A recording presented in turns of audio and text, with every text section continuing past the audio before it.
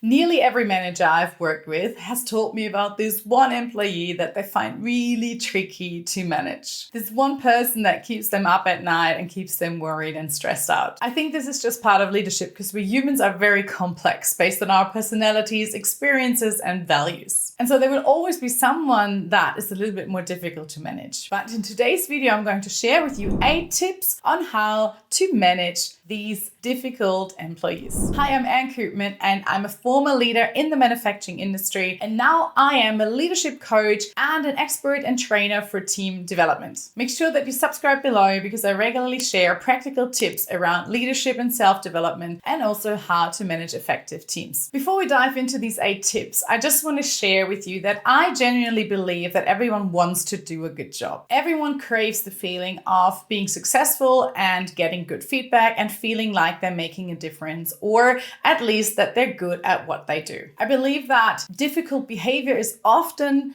a result of defense mechanisms that are in place based on something that they have experienced, something that has happened to them in the past, or something that's going on in their lives. There are always underlying reasons for why an employee is behaving in a more challenging way. Often you as a leader do play a role in that as well. In saying that though, everyone is responsible for how they show up at work, the performance that they give, and making sure that they can show up as their best selves and treating everyone with respect. So let's dive into what you can do to manage the more challenging employees with a bit more ease. Point number 1 talks about your role as a manager. Dealing with difficult employees can be quite challenging, but it's important that you address things quickly so they don't have a chance to impact the other people in your team or the company or team results. Negative emotions can spread really quickly and create a toxic environment and culture within your team. As a leader, you want to address these things as quickly as you can so they don't drain your emotional energy over and over again, and also don't cost anyone else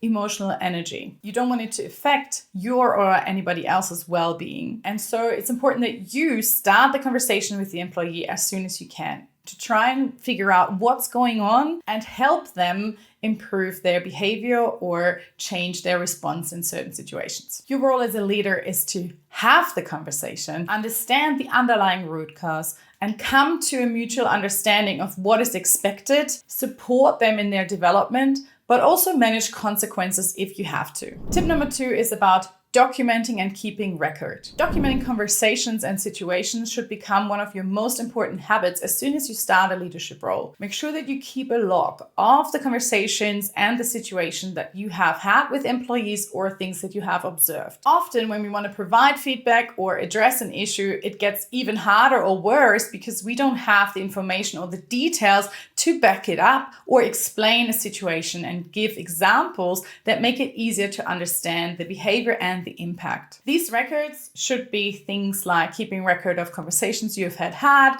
feedback you've observed, positive and constructive feedback, the strengths that you've seen. Also, if anything was ever discussed around salary expectations or promotions or their development ambitions. So after every conversation with somebody in your team, just make a few notes in a private document that just helps you to jog your memory when you need to, and make sure that in the future there are no misunderstandings about discussions you might have had about salary expectations, for example. Tip number 3 is around deep listening and understanding the root cause. You really want to make sure that you take the time to listen and tune into your empathy to fully understand what is going on. Often people just want to be heard or seen, and they want to feel like that you understand what is going on for them. Try and understand if their behavior is caused by personal issues or even maybe certain things that have happened in the past. It's not uncommon that people feel frustrated because they might have had promises made to them in the past and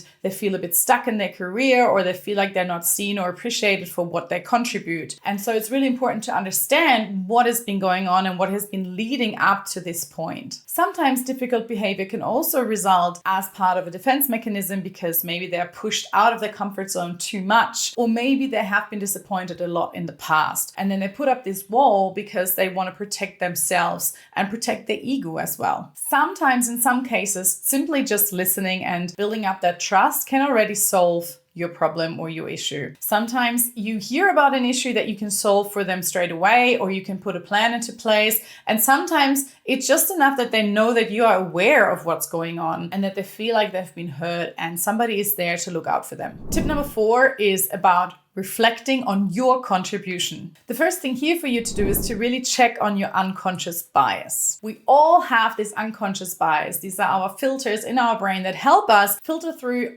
the billions of information that we are exposed to on a daily basis. They're very useful for us because they protect us and help us function in this world. But they also create quick judgments about situations and about people without us even knowing or noticing that it's happening. We might have pre-assumptions about a person or have made judgments based on something we've observed without really trying to understand the person in the first place. So by not having your bias in check, you might be unconsciously contributing to the problem. Because picture this, picture someone that, you just feel a little bit uncomfortable with, or that you've observed at the first part and you just felt them not as nice or as like somebody that you want to be friends with, and you kind of struggle with their personality. Chances are, because you're starting to get that feeling, you might then treat them differently unconsciously.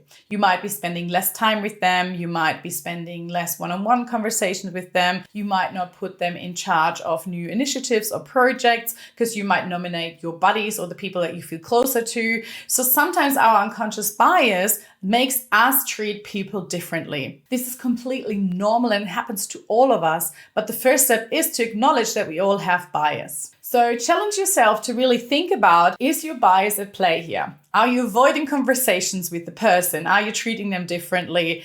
Are you putting different expectations on them than on other people, for example? Check your blind spots and start to reflect on where they might be getting in the way, and maybe start reflecting on your contributions to an issue. Have you not brought up an issue in a timely manner and now it's become this big thing? Have you been part of the problem in some other way? Reflect on your contribution. That's really important as well to build a good relationship with a difficult employee. For more tips on unconscious bias, check out this series here. Tip number 5 is integrity and consistency. You have to be really clear about your values and the behaviors that you do accept and don't accept. State these boundaries clearly from the start. And then make sure that you treat everyone the same when it comes to these behaviors or boundaries that you've set. You can't accept a behavior and ignore it with one person and then speak up for another. You got to make sure that you set the same standard when it comes to these behaviors with the whole team. So ignoring something that you see, even though you know it's not okay, is going to set the wrong standard, and people will think that you accept that behavior, which can have an impact on the other employees as well. Tip number 6 is do not badmouth or gossip about the employee. Even if someone is really difficult and disruptive to the team, you should not be talking to your other members of the team about this employee and talking badly about them. This creates an environment of distrust and can get toxic really, really quickly. It can have several impacts. It can, first of all, make you not look like a trustworthy manager, but it can also start to create issues in the relationships of those employees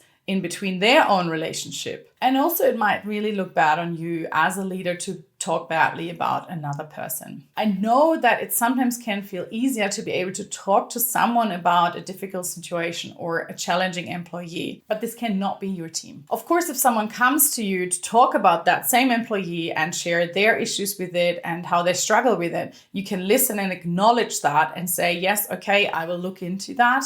Or I've noticed that as well. You can, of course, talk about it that way, but don't then get into this spiral of talking badly about the employee. Just stay with facts, talk about the issue, and say that you are going to look into that. Tip number 7 is to provide clear feedback and define a development plan. So for this, you will have to have the difficult conversation. You will have to put the issue on the table and state what the issue is, what the behavior is, and why this is difficult. For more tips on how to prepare difficult conversations, you can check out this video. But I just want to state that it's important that you focus on behavior and not their personality, that you don't generalize the issue, that you provide clear examples of the behavior you've observed, why it is an issue, what the impact is, and then also what a better behavior or better performance would look like. and then listen to their perspective and together define a development plan of what they can put into place to change their behavior and the disruption that they might cause. In these conversations, you want to be sure that you stay as calm as possible and that you clearly state your message without using shame or blame. You want to make sure that you lower their defensiveness so that they don't get emotional and put up the walls,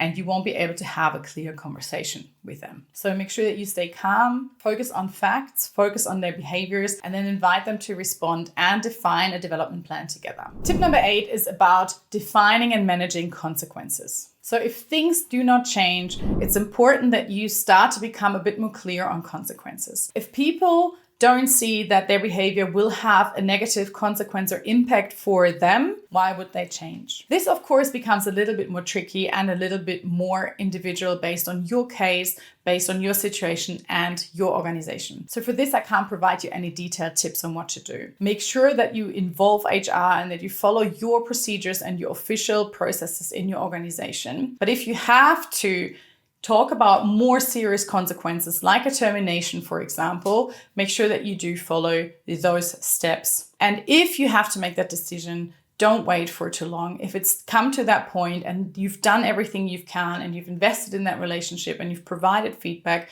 checked your own bias and worked on a development and still things have not turned around, don't hesitate too long. Sometimes this is the best that can happen for you and for the employee and for the rest of your team. In saying that though, I do believe that most people just want to be seen and appreciated for what they bring at work. They might be frustrated because of things that have happened to them. And I think there is a lot that you can do beforehand that will take effort and energy from your side, 100%. But I do think that that's your role as a leader as well. Do not jump to these drastic consequences too quickly, because I do think that people want to do a good job. Let me know which tip you found most helpful. For more tips on how to provide feedback or have difficult conversations, check out these videos here, and I can't wait to see you soon.